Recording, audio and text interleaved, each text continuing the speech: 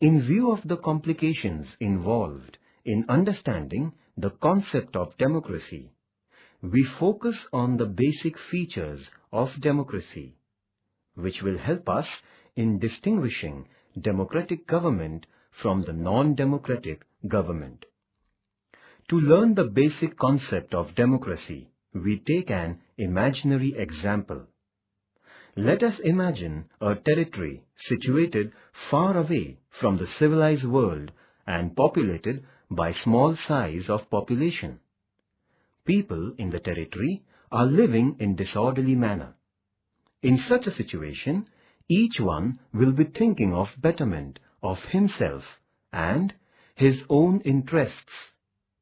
There will be fights over the means of food, firewood. Livestock of weaker will be snatched away by the stronger ones. Rule of might is right will prevail in the group.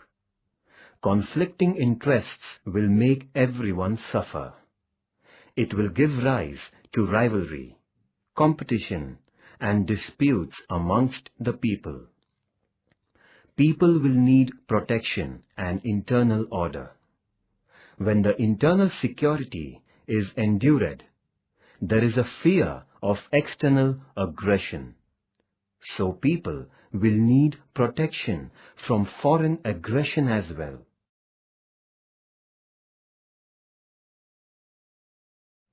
This will make the people realize that there are some problems which are to be solved collectively.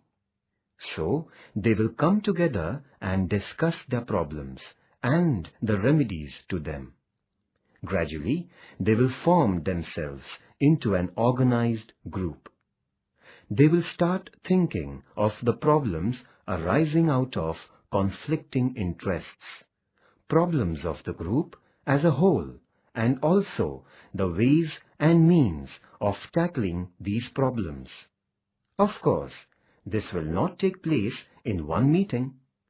To begin with, all people of the territory will come together, time and again, sit together, and will take collective decisions in the interests of the whole group.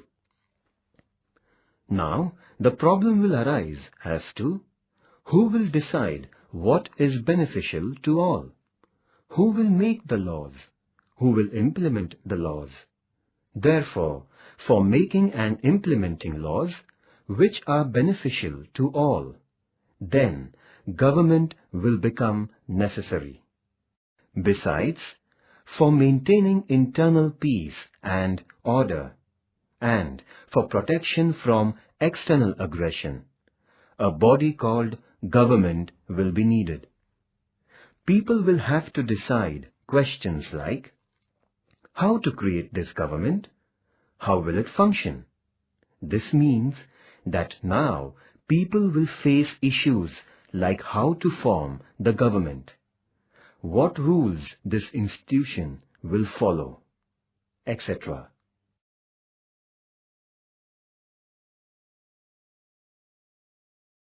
In the beginning, all people of the territory will come together to take collective decisions to solve problems before them. But with the passage of time, population will increase and it will become difficult for all people to participate in the decision-making process. Even if they could, they will not have time, the desire and the skills to take part in all the decision. So, people will decide to send their representatives who can think, who can speak, and express their opinions, who have necessary skills to tackle complicated problems, and act on behalf of the people, and work for the general interests of the whole group. A few people who are representatives of the whole group will form a governing body and rule over the group. Thus, people will participate in the decision-making through their representatives and elect their rulers to implement the decisions. This will be a democratic system. Friends, if you consider the chain of events in the above story, you will come to know the process of the formation of democratic government. In the end, repeatedly held peaceful discussions among the people lead to the emergence of democracy. From this, we can say that democracy is the government created by the people, run through their own elected representatives to protect their own interests and the interests of the society. As Abraham Lincoln once said, democracy is government of the people, by the people, and for the people.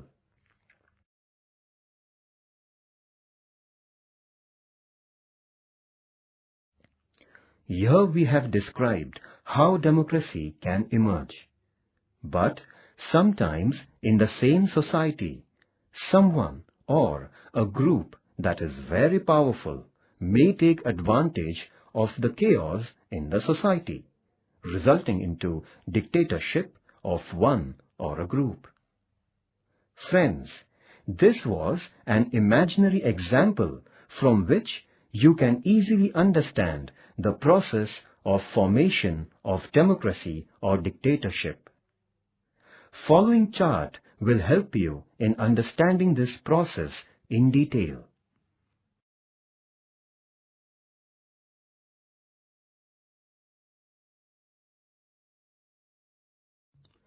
Now, let us understand the meaning of democracy by studying some basic features of democracy.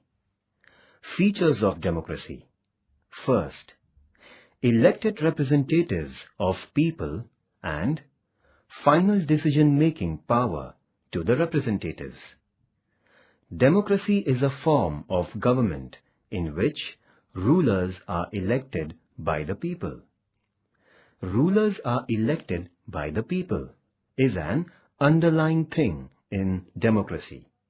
Not only that, but final decision-making powers are also in the hands of elected representatives of the people. That means, in democracy, real power rests in the hands of elected representatives of the people. There are countries in the world where elections are held, but elected representatives of the people do not have final decision-making powers. For example, in Pakistan, elections used to be held, but there was a mixture of civil and military rule. Elected representatives had some powers, but sometimes final decisions were taken by the military officers. These military officers were not elected by the people. In communist Poland, under influence of Soviet Russia, and in Iraq under US influence, real power was in the hands of the external powers and not in the hands of internally elected representatives. In the above example, it is realized that apparently these countries had formal democracy, but there was no democracy in the real sense. This means that in democracy, people should elect the representatives and real power should rest in the hands of those representatives. People's sovereignty.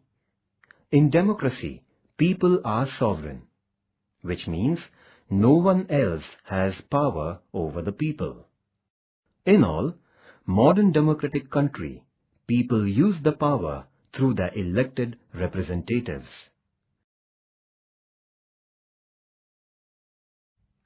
Second, free and fair elections.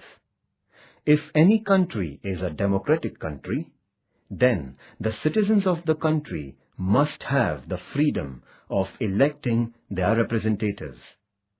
Elections in free and fair atmosphere are essential in democracy.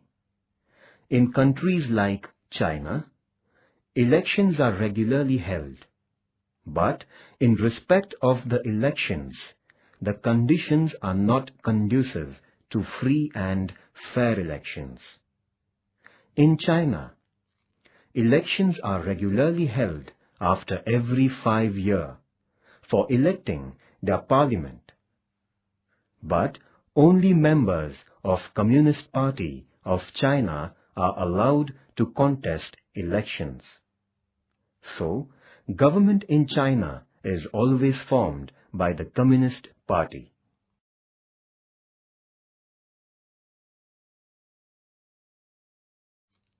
In Mexico, since its independence in 1930, elections held after every 6 years to elect their president. Until 2000, every election was won by Institutional Revolutionary Party. Under the pressure of Institutional Revolutionary Party, government officers, teachers and even the media forced the people to vote for the ruling party. So, opposition parties did contest elections, but they could never win before 2000.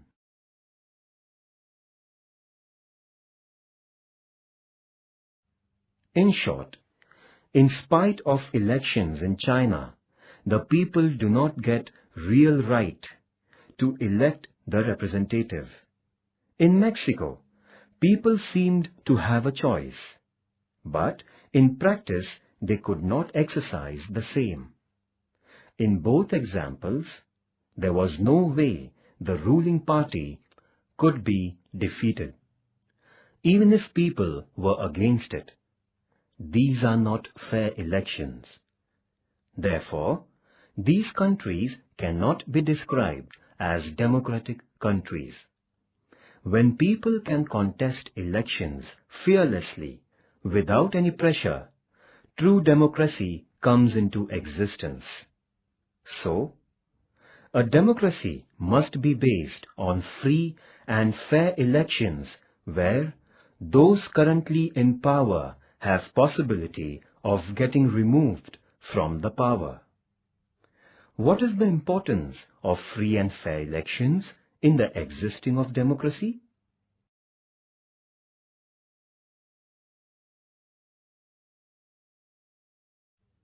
Third, universal adult franchisee with each vote having equal value. Holding elections is a necessary condition for existence of democracy. The principle of universal adult franchise is accepted almost all over the world. Every adult citizen must have equal right to vote. Elections in democracy will be meaningless if equal right to vote is denied to the citizens. Democracy is based on a fundamental principle of political equality. However, there are many countries where equal right to vote is denied. Such countries cannot be described as democratic countries. For example, in United Arab Emirates, women have no right to vote. In Estonia, citizenship rules are framed in such a way that people belonging to Russian minority find it difficult to get the right to vote. In a democracy, each adult citizen must have one vote and each vote must have one value. In Fiji, the electoral system is such that the vote of an indigenous Fiji has more value than that of an Indian Fiji. The principle of democracy, namely, elected representatives of the people, is not practiced fully in such countries.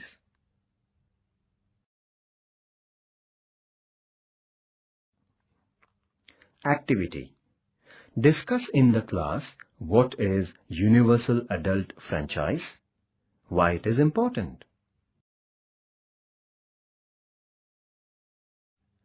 Fundamental rights and protection of freedom. In democracy, fundamental rights of the citizens are respected. Similarly, different freedoms are given to the individuals. For example, freedom of thought, freedom of expression, freedom to form association, freedom to criticize, freedom to approach the courts for protection of rights, etc. are same important rights. Similarly, all citizens must be equal before law. In a democracy, government cannot do whatever it likes, simply because it has won elections. Though the majority rules in a democracy, democratic government has to respect the rights of minorities and guarantee their protection. In democracy, elected government has certain rights and responsibilities assigned by the Constitution and the law. Government is accountable to the Parliament and finally to the people at large. Thus, a democratic government rules within limits set by Constitution and citizens' rights. Activity.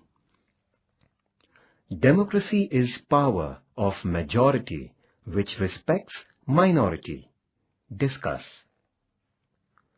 From the above discussion, we come to know that democracy is a form of government in which, first, elected representatives of the people rule, and these representatives have power of making final decisions.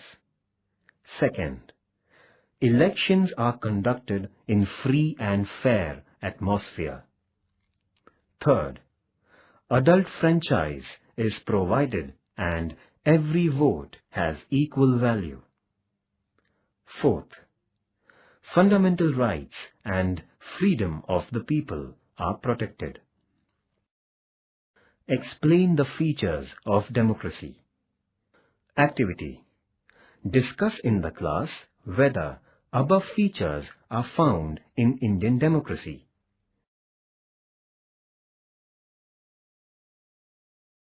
Chapter 5.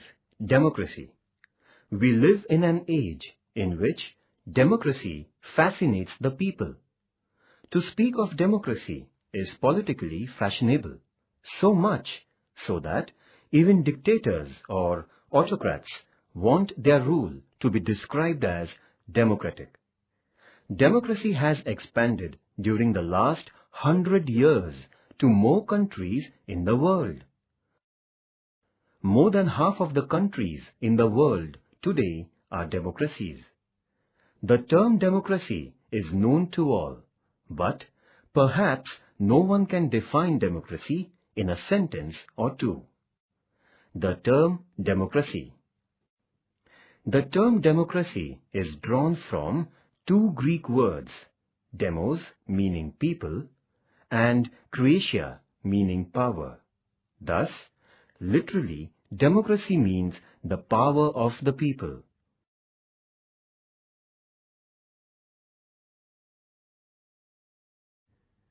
Forms of democracy. Right from ancient times, the system of democratic government has experienced various transitions. Therefore, we can divide democracy into two types: direct democracy and indirect democracy.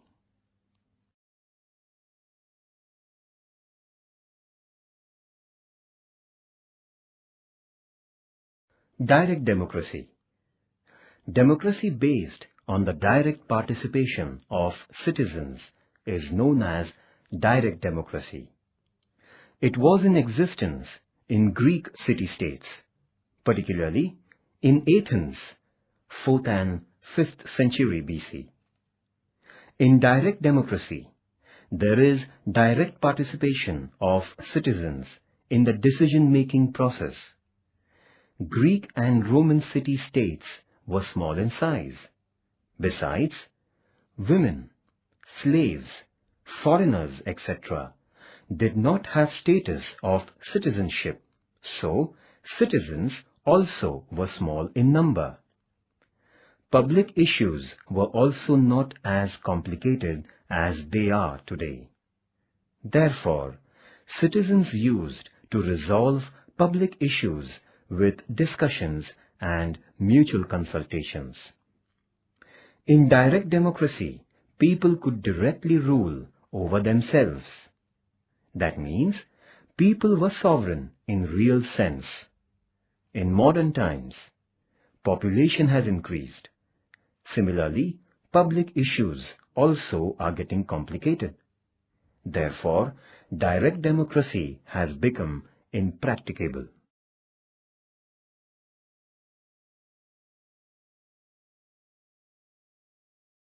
Indirect democracy. In modern nations, because of large territory and population, direct democracy could not survive. In modern democratic nations, all citizens do not take active part in the affairs of the government. Citizens elect their representatives who can think, speak, and act on behalf of the people, and make decisions and implement policies. The democratic form in which elected representatives run the government is called indirect or representative democracy. In states like England, the USA, France, and India, there is indirect or representative democracy. Representative democracy means a democracy in which government is formed from amongst the elected representatives of the people. Since citizens express their views not directly but through their representatives, it is called indirect democracy.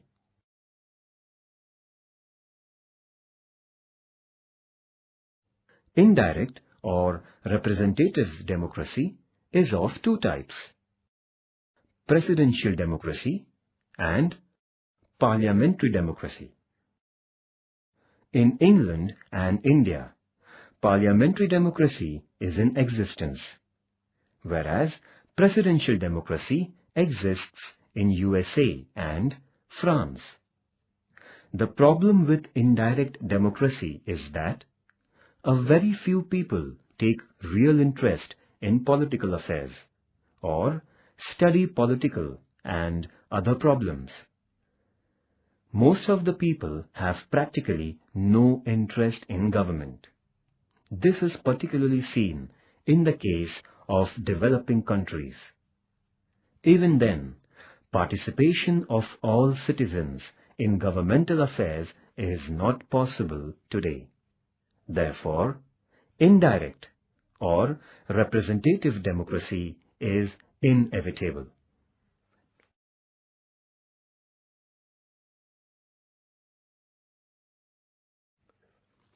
Ways of increasing people's participation in modern times.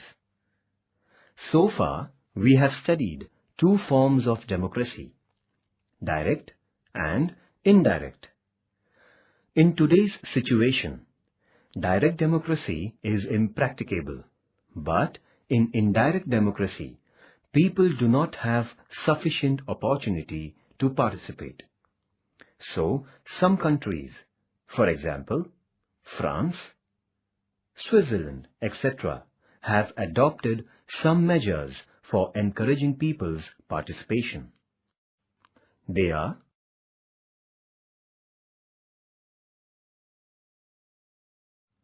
first, recall, to call back the representatives. In indirect or representative democracy, people's representatives are elected, and these representatives rule for a specific period of time. But if any representative is not properly discharging his or her responsibilities, Then he or she can be called back with the written request of specific number of voters. This is an effective way of putting control over the representatives. This method is adopted in Switzerland and in some states of America.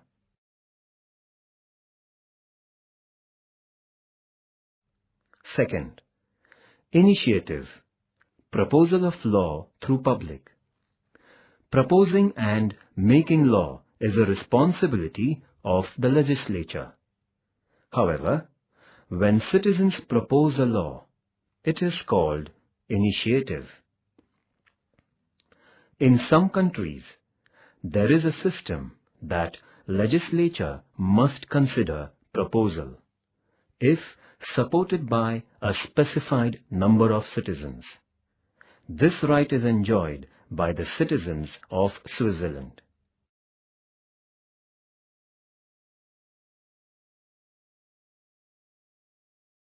Third, referendum, to take opinion of people on public issues. This method is adopted to know public opinion on some important public issues and thereby include the people in the decision-making process. Decision is taken only after knowing the public opinion.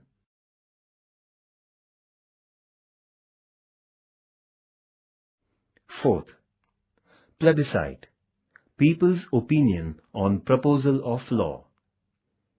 Many times the terms plebiscite and referendum are used synonymously. Opinion of the people on political, social, or economic issues is taken through referendum. However, method of plebiscite is adopted to get approval of citizens on the law passed by the legislature. This is called plebiscite. For example, in Australia, plebiscite is needed for amending the constitution. Activity: organize a debate competition on Democracy in India, a successful democracy. Collect information on parliamentary democracy and presidential democracy with the help of your teacher.